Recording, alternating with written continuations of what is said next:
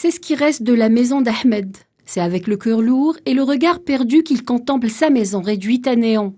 Il nous raconte, sans trop réaliser ce qu'il venait de vivre, les longues heures qu'il venait de passer lui et ses enfants sous les décombres et dans l'opacité totale.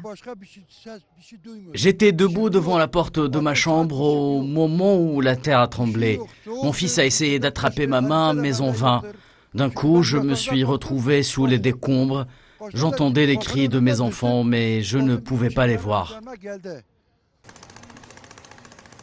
60 heures cauchemardesques sous les décombres de sa maison en ruine à attendre les secours par un froid glacial, ne sachant pas si lui et ses enfants allaient s'en sortir.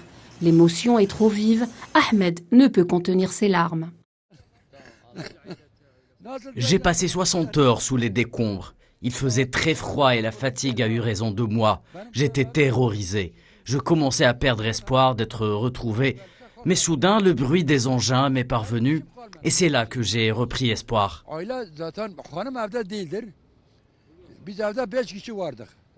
Reconnaissant, Ahmed a tenu à remercier personnellement les secouristes algériens qui, après des efforts titanesques, ont réussi à l'extraire des décombres, lui et ses enfants.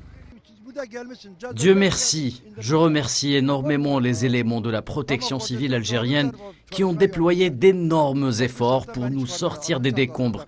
Merci à eux d'avoir sauvé mes enfants. Les enfants d'Ahmed ont été évacués vers Ankara pour être soignés. Sa fille a malheureusement été amputée de la jambe. Lui a préféré rester à Adiyaman pour prêter son aide.